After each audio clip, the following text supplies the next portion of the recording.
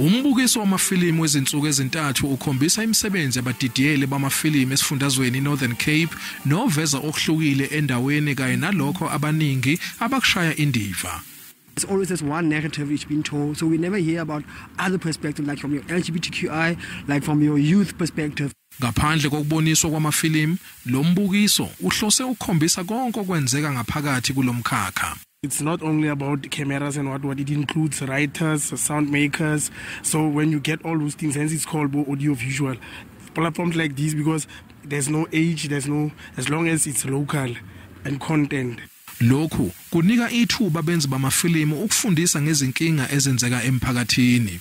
I shot this thing was at the dumping site. So the people there, there's highly skilled people there. So I shot it there in a sense and in a hope to get it out there so people can see that we have people there with skills, knowledge and education out there.